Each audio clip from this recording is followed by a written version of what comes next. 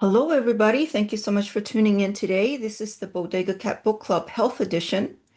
And today we're continuing our reading of Never Be Sick Again by Raymond Francis. So we're at the home stretch. This will be chapter 11, and this is part 2. So we hope you guys enjoyed this book. I know I did very much. And yeah, work it. Work the book. Take one little part and work it and tell us how it's going. Whether it works, it doesn't, whatever. And in the meantime, check out our other book clubs. We have the spiritual book clubs on Mondays. Wednesdays, we have the health book club. Incidentally, we are finishing up this particular book and we'll be starting a new book in a couple weeks. And then Thursdays, we have the financial book club. So check it all out. We have also check out our podcasts and newsletters and merch. Support us if you feel like this is bringing value to you. And check out our healing center if you are local in the LA area, Los Angeles area. So, anyways, let's do it. Oh, let me move that camera in a little bit. Okay. All right. If you have a book, you could follow with us there. If not, you could follow with us on the camera here. Okay. Here we go. Building a better you. Now that you have a sense of your state of health and have perhaps identified some early warning signs of disease, start to build the foundation of a new lifestyle. Keep a food diary for a week, writing down everything you eat and drink. How much of your diet is eaten raw? Do you buy truly fresh, organic vegetables and fruits? Is the meat you eat treated with antibiotics and hormones? Do sugar, white flour, dairy products, and processed oils bog down your diet? Do you combine the wrong foods together at a meal? Is the food you buy genetically modified? Keep track of the amount and kind of exercise, movement, or other physical stimulation, saunas, etc., you participate in during the week. Consider the products you use on your body. Are the ingredients in your deodorant, toothpaste, shampoo, makeup, and skin cream natural and non-toxic? Take a look at the products you use to clean your house. Consider too the furnishings, including your rugs. List the sources of emissions within your house, including your carpets, furnace, hot water heater, and stove. Consider the ways in which social connections, work, and community involvement nurture you or fail to do so. Take stock of the stress in your life. And just a side note, stress, uh, you may not think you're stressed because you might say, "Oh, I feel emotionally, I feel pretty calm. Mentally, I'm pretty clear," but your body can pick up stress, and it might not be stress that are current. It could be stress that are, you know, when you were 7 or when you were a kid. I mean, the body remembers all that. It's called cellular memory. So you might not feel stress, but it doesn't mean that you're not. It doesn't mean that your body is not triggering stress. Just to know. Okay, continuing. Think about the doctors you visit, the treatments or tests that you approve of, the medicines that you take. Are they doing you more harm than good? Are your doctors and your medical treatments addressing all your pathways to health? Or is their focus narrow and incomplete? I have a friend who was recently diagnosed with melanoma, and it was early melanoma. And it wasn't, I don't think it spread, and it was local, like in a local, you could see it in his body, like in his uh shoulder or whatever. The doctor wanted to do MRI, PET scan, CAT scan. I mean, all the,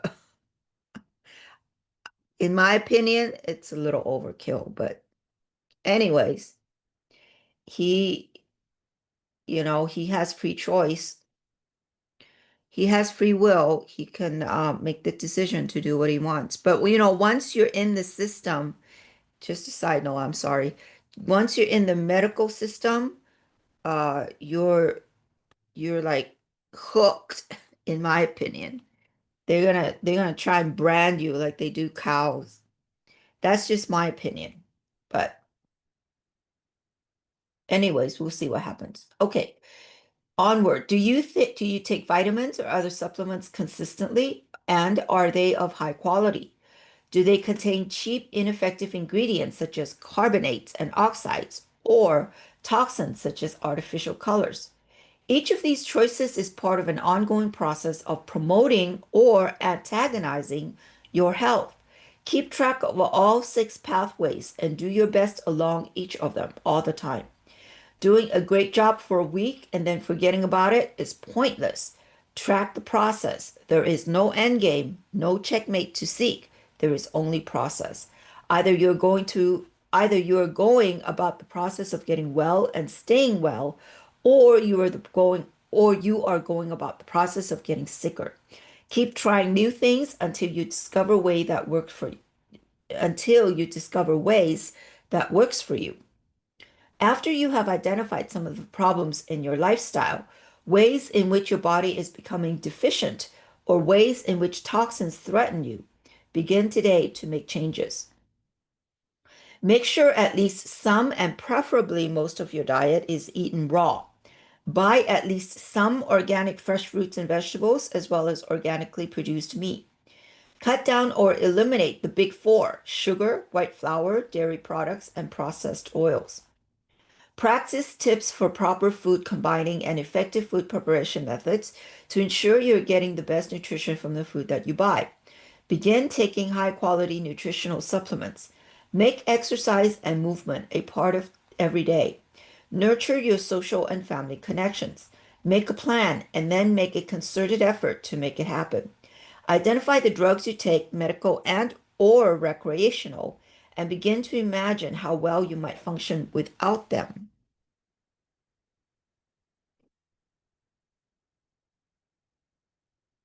A radical shift in perspective.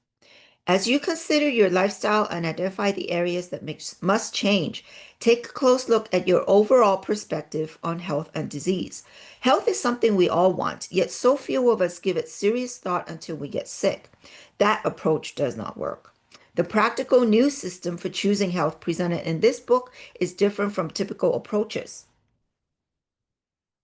This new way to see health and disease is so simple, it empowers the individual to take charge.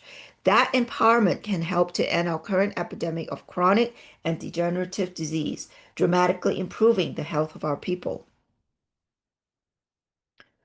Like I said, just a side note, like I said, change comes from the individual. It's great that the current geopolitical, um,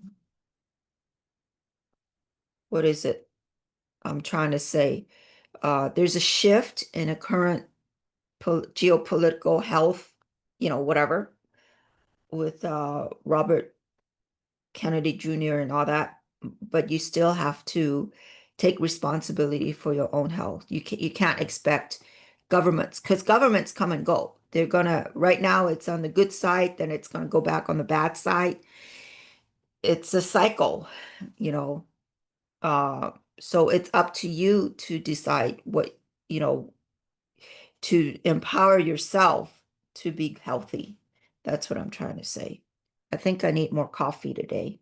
As I have told you, one of the first people whose perspective I helped change was my brother, diagnosed in 1991 with advanced prostate cancer. The specialist who made the diagnosis informed him that the tumor was so large that it so widespread that surgery was not an option. My brother was told that there was no traditional medical treatment options available for his advanced stage of tumor. Modern medicine has nothing to offer, and my brother felt he was doomed. Yeah, just another side note, that's what the medical community thinking is: doom and gloom. It's a death cult, a sick cult and a death cult. So it's very easy for them to, and if you think of thought as, um, I think of thought as little clouds like hovering over your head. And they said, you have what, 10,000 thoughts a second or something like that. So you have all these little clouds hovering over your head. And, when you think about all the medicine, modern medicine, it's the same thing. It's like little clouds. So they got, all the doctor, every nurse, all those little clouds hovering over their head. It's all doom and gloom. And, you know, I don't know if I'm making any sense. But anyways, you get the picture. He eventually found a caring physician who was willing to operate despite the poor odds. The surgery was a success with limitations as the surgeon was unable to remove all of the cancer, and biopsies indicated cancer had spread throughout my brother's body. His life expectancy was estimated between 6 months and 3 years, and no one in his condition had been known to live beyond 5 years. As I am writing this chapter, 11 years have passed since my brother's surgery. He is living a high quality life. How did he do it? First, he had to change his perspective. The existing belief system said he should have died a long time ago. Rather than accept his cancer as a death sentence, my brother took on the challenge of restoring normal function to his cells. The new understanding of one disease says disease has only two causes. Oh, sorry about that. Two causes, deficiency and toxicity, and that addressing those causes along the six pathways can heal virtually all disease. My brother's recovery came as a result of radical changes in diet and the addition of vitamin supplements, essential fatty acids, and frozen shark cartilage, not chemotherapy and radiation. Conventional cancer treatments do nothing to reverse the underlying causes of cancer, abnormal cell chemistry, and they do devastating damage to the body. The most important steps you can take to change your perspective about health and thereby reduce morbidity and mortality is to shift your view from one side of these equations to the other. That is, reconsider the differences between disease care versus health care, diagnosing symptoms versus preventing disease, treating symptoms versus restoring health, relying on doctors versus relying on yourself, eating make-believe food versus eating real food, germs causing infection versus compromised immune systems, toxic versus non-toxic living, and active life versus sedentary sickness. Let us take a closer look at each of these shifts in perspective. Disease care versus healthcare. Existing medical practice is not about healthcare, it is about disease care. Modern medicine is based on the belief that you are healthy until you have a diagnosable disease, after which the task is to give the disease a name, diagnose, and then suppress, treat its symptoms. This perspective waits for disease to happen, makes no attempt to measure health in its initial decline, ignores the effects of nutrition, toxins, and behavior, and gives little or no recognition to the body's self-healing abilities. The patient is not empowered, and the personal and monetary costs are enormous. Modern medicine excels at treating emergencies and traumas, and in doing surgery, but does poorly at preventing or healing disease because it is almost totally unequipped to diagnose and treat the two causes. The new perspective on health presented in this book is based not on waiting for disease to happen, but rather actively working to prevent disease. If disease does occur, then we must look for the true cause and restore health by addressing that root cause. This approach recognizes the body as self-regulating and self-healing and seeks to optimize health by helping the body to function as it is designed to do. This approach incorporates all we have learned about the effects of nutrition, toxicity, and behavior. The underlying inspiration is that health is a choice and that almost all disease is preventable. Diagnosing symptoms versus preventing disease. The process of diagnosing a patient rests on waiting for illness to strike and then and then matching the symptoms to a so-called disease, thus giving that group of symptoms a category and a name. This activity can be very expensive and time consuming, and is often hazardous to the patient. Yet, what does it achieve? Does this tell us what caused the problem or how to fix it? Not very often, because only one disease exists. Spending a lot of time, money, and resources to give a group of symptoms any one of thousands of meaningless names is not a productive activity. Because of its focus on diagnosing and treating disease after it occurs, modern medicine has paralyzed itself, which is why it cannot reverse our epidemic of chronic disease. We cannot continue to perceive disease as something that strikes like a bolt of lightning. People in good health do not become ill. The only way to reduce disease is to promote health and thereby prevent disease in the first place. Treating symptoms versus restoring health. The best way to deal with any problem in business, personal lives, engineering, etc., is to identify the cause, address the cause, and solve the problem. Unfortunately, modern medicine does not focus on identifying the cause. Traditional medicine suppresses symptoms, usually by poisoning patients with toxic drugs, removing essential body parts, or exposing the patient to cancer causing radiation, sometimes all three tactics. Meanwhile, diseases remain chronic and disease care costs continue to escalate to unsustainable levels. Diseases are healed with nutrients and the removal of toxins, not with drugs and surgical scalpels. Relying on doctors versus relying on yourself. Most people wait until they get sick, then go to a doctor and hope to get well. I did this when I was ill, only to discover that my physicians had no idea how to make me well. This practice negates our own responsibility for health. Do we really think we can eat an unhealthful diet and live an unhealthful lifestyle, and that our doctor will make us well after we have worked so hard to make ourselves sick? Health and disease are choices. We as a society and as individuals are the ones making those choices. Today, health is compromised at so many levels. If we want to improve our health, prevent or reverse disease, and extend life, we have to make special choices in order to compensate. We cannot rely on physicians to fix us after we have spent decades making ourselves sick. Almost all physicians are stuck in the old disease care paradigm and have no idea how to restore cells to health. The responsibility for health is ours, and we must teach this to our children so they and their children can claim their birthright to lifelong good health.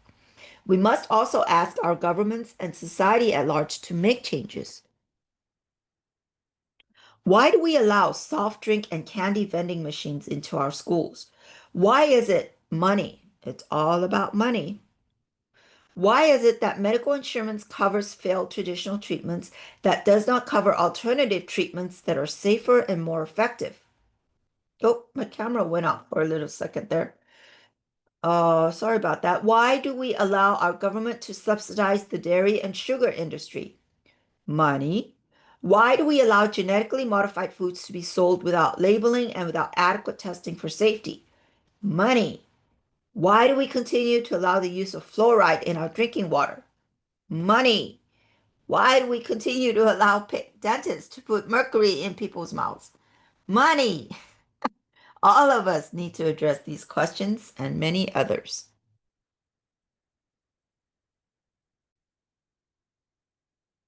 Eating make-believe food versus eating real food. Until I educated myself, I used to think that what I purchased at the supermarket was real food. What a surprise to find little or no real food in the supermarket. Imagine the public outcry if someone had announced to us that they were going to drastically lower the nutritional content of our food. Yet this is exactly what has happened. Where is the outcry? We're all eating nutritionally deprived, toxic, make-believe foods that have been proven incapable of supporting healthy life in either animals or humans. Throughout this book, we have looked at the history of the human diet and environment and how dramatically these have changed, especially in the last century. Our cells are designed with specific nutritional needs that are no longer satisfied by typical modern diets and lifestyles.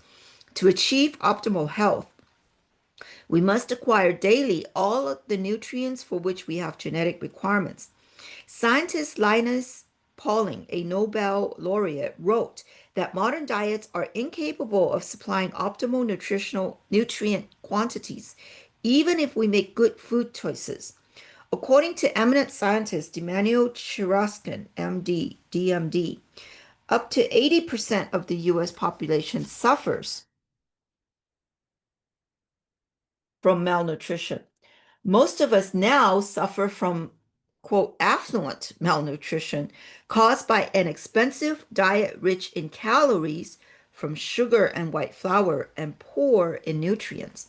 Because the food supply is unhealthful and has been for several generations, we are now seeing entire populations where no real perspective of health exists. Disease has become the norm, so we view ourselves as healthy. Entire populations are now suffering from diseases that are unquestionably related to nutritional deficiency, yet we do not label them as such. This is because we seldom encounter obvious deficiency diseases such as scurvy, pellagra, or beriberi, as so malnutrition is not perceived as a major contributor to disease, but it is. Deficiency in modern diets creates a host of problems, including diminished overall competence and resistance to infection, premature aging, colds and flu, acne, tooth decay, mental illness, heart disease, cancer, osteoporosis, kidney disease, lung disease, autoimmune disease, anemia, diabetes, allergies, birth defects, alcoholism, learning disabilities, violent behavior, and more. Although these problems carry different disease labels, they are all the result of sick cells. Which which body parts get sick does not matter because the way to prevent disease or restore health is always the same. Give your cells what they need, protect them from what they don't need. Nearly all supermarket fruits and vegetables have been grown in depleted soils and are deficient in nutrients and high in toxic contaminants. These substandard foods are often harvested before ripening so they can be shipped and stored without spoilage. Foods are often chemically enhanced to increase shelf life. A huge part of our diet has been processed and packaged, removing what little nutrition ever existed. Does anyone really think that a donut made of white flour and sugar and soaked in rancid oils is real food? Real food is organic, fresh, raw, unprocessed, and mainly plant-based. White flour, sugar, milk, ice cream, and coffee are not real foods, nor are conventionally grown and prematurely harvested tomatoes, oranges, and bananas, not to mention old waxed apples and cucumbers. To prevent disease or to restore health, we must stop eating the make believe and go back to what our healthy ancestors ate real food. Germs versus the true cause of disease. The popular misconception is that microorganisms, germs, cause infections. But to be a true cause, the microorganisms would have to produce the same effect all the time, which is not the case. Not everyone who is exposed to a particular organism gets sick, and not everyone who gets sick does so to the same degree. In truth, whether or not someone develops an infection depends on the balance between several factors, namely the virulence of the organisms, the number of organisms, and most importantly, their state of immunity. We live in a sea of microorganisms, but they do not make us sick until we alter the natural balance between them and us. Our normal coexistence with germs rather than a germ-free environment ensures our health. When we eat sugar and nutrient deficient diets, expose ourselves to toxins, lose sleep, fail to exercise, and fail to adapt to stress, our immunity becomes depressed and we open the door to infection. Then we blame the germ when really we are to blame. When really we are to blame. Rather than being obsessed with germs and rushing for flu shots or an antibacterial soaps, optimizing our immunity would be a far better approach. The perspective that germs cause disease is so ingrained in us, many have difficulty making the shift to the new way of thinking. But to avoid infection, we must do exactly that. People such as the Hunzas lived into their hundreds without ever having as much as a cold, not because they took flu shots, but because they were healthy and their immune systems were strong. In truth, only sick people get sick. The problem is we spend decades making ourselves sick, all the while thinking we're healthy. And like I said before, just a side note, um, I stopped taking the flu shots, and I was, as a nurse, when I was working, I was able to pick up extra shifts because all my coworkers around me had the flu shot and they all got sick, except me, because I didn't get the flu shot. And I was working day shift and night shift. So sometimes I work 7 a.m. to 7 p.m. Sometimes I work 7 p.m. to 7 a.m., which wreaks havoc on your body.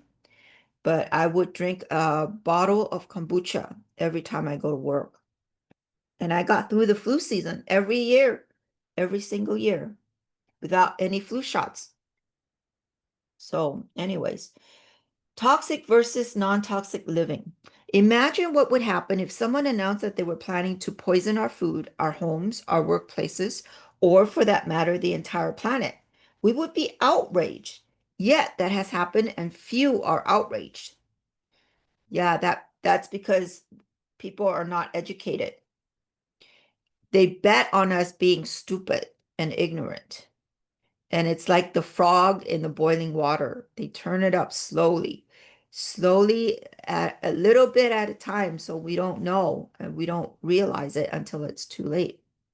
Yet, sorry, a little squirrel there. Yet chronic disease is rampant because these small amounts of toxins, when added together, are disturbing our detoxification systems, exceeding our capacity to detoxify them, and bioaccumulating in our tissues to disease-causing levels.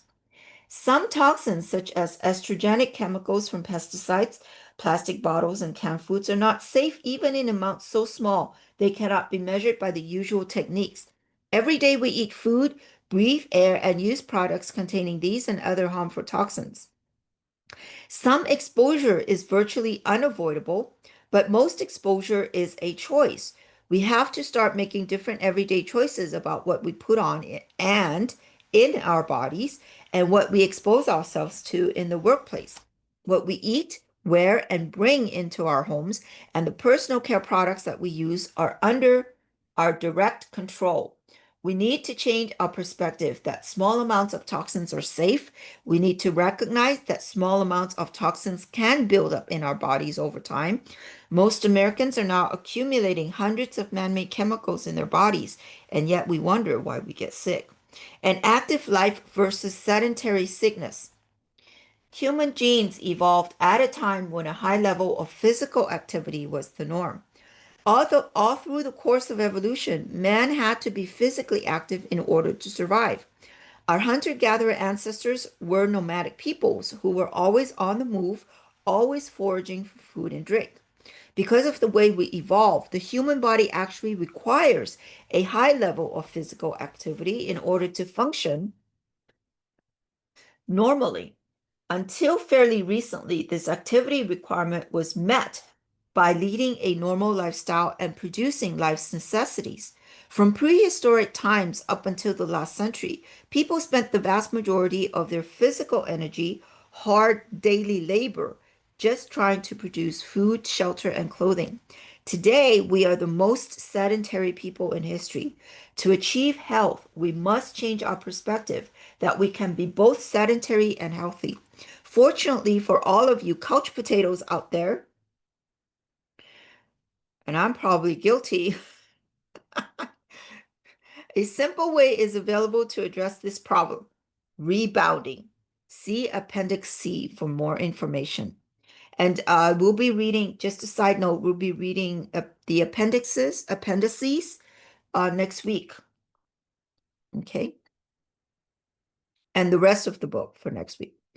Okay, the future is now. After bringing myself back from the brink of death and restoring my health, and after more than 16 years of study and experimentation, I have concluded that the only way our society will stop its slide into declining health is to change our beliefs about health and disease.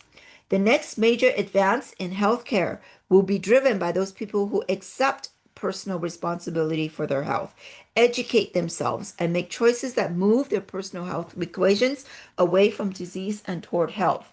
When a large number of people look at something in the same way, we call that system a belief. We call that system of belief a paradigm. Paradigms become accepted wisdom, and we interpret our lives and make our decisions according to that conventional thinking. In other words, what is it called? The 100 monkey? The 100 monkey syndrome, I think it's called. I asked you to reconsider accepted wisdom and conventional thinking about health, disease, and medicine. Reconsider whether the beliefs that guide your life are effective in solving your problems.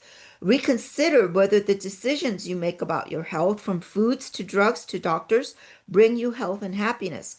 Reconsider whether you're missing out on tremendous opportunities to be well and to live a longer, more vigorous life than you ever imagined. Today, most of us and almost all of our physicians are living in a cave of confusion and misunderstanding. The medical establishment wins honors, praise, and prizes for its descriptions of diseases and how to manage symptoms. Yet this health paradigm, this distorted way of viewing health, is not solving our problems. I think they should just a side note, do away with honors and prizes and all that, because those are all ego driven, in my opinion. They're not service to others driven. They're service to self driven. That's just my opinion. Uh Not that we don't um acknowledge individual uh accomplishments, but not to put so much emphasis on it to the point where we elevate them to like a rock star level. I think that's just not necessary. If we are taught that thousands of diseases exist, then of course we must go to doctors for all our health problems. Only the doctor has the education to deal with all the different diseases and their treatments. The new perspective I offer you is that there is only one disease. Health is then easier to understand, and the power to get healthy and to stay healthy lies within yourself. Aside from medical emergencies, which are indeed matters for trained professionals, maintaining your health is a matter of preventing deficiency and toxicity and requires little or no outside assistance. We like to think of ourselves as so technologically advanced, so smart, so sophisticated, able to invent computers, land on the moon, and build space stations. Yet people we consider primitive lived much longer and healthier lives than we do. By optimizing their six pathways and minimizing the two causes of disease, these populations showed us that the potential for human health is extraordinary. These people did not suffer from the chronic and degenerative diseases that are the norm in our society. In fact, they rarely, if ever, suffered from the common cold. A massive misconception in America is that most of us are healthy. In reality, most of us are sick. You don't have to look sick to be sick.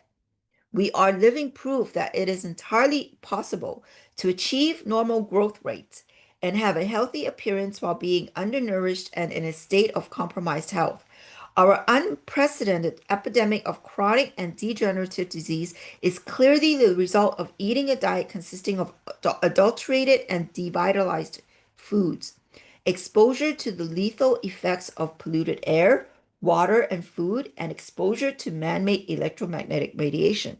Yet, as a society, we have failed to come to grips with this reality, partially because we are still stuck in the obsolete medical paradigm of the germs and genes theory of disease, and partially because powerful economic incentives exist to maintain the status quo. Do we think we can continue to eat nutritionally deficient diets, diets rich in make-believe foods and made from sugar, white flour, and processed oils, diets that will not even sustain healthy life in rats and still be healthy? Can we continue to live sedentary lifestyles when we know that physical activity is absolutely essential to health? Can we continue to use products that poison us with toxins that bioaccumulate in our tissues and cause cellular malfunction? Can we support wellness without learning stress management techniques? Can we continue to live and work in ways that deprive us of healthy, full spectrum light and adequate sleep?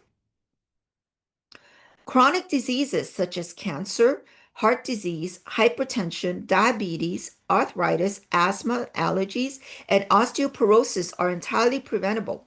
By learning and universally applying the concepts of one disease, two causes, and six pathways, our society could eliminate today's epidemic of chronic disease. We must teach everyone, including our school children, how to understand and take personal responsibility for the two causes of disease and how to form the positive habits that will result in lifelong good health. Health is a disease. Sorry about that. Health is a choice. Health is not a disease. No, no, no, scratch that. Absolutely not. Health is a choice. Health is a choice. Disease is the result of poor choices, and almost all diseases are preventable. Throughout this book, you have learned the ways to a long and healthy life, perspective, power, and perseverance. Understanding my theory of disease brings you a new perspective on health and modern medicine. Using that knowledge creates the power to choose your destiny. Persevere with the right choices along all six pathways toward health, and you will never be sick again. And that's the end of the book, officially. So these are all references. Now, the author has a note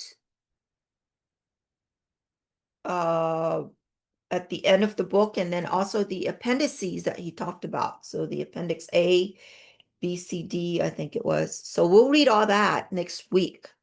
And yeah, I hope you enjoyed that. Wow, that was amazing. That's an amazing book. This is a good book to read over and over and an experiment. That's what the author did. He learned something new and then experimented with it and see if it fits his lifestyle, see if it works, see if it fits his belief system. And that's the way it is. That's the way life is. So, anyways, I hope you enjoyed that. And like I said, check out our other book clubs, check out our newsletters and our website and podcasts and merch as well. And then our healing center if you're local here in Los Angeles area.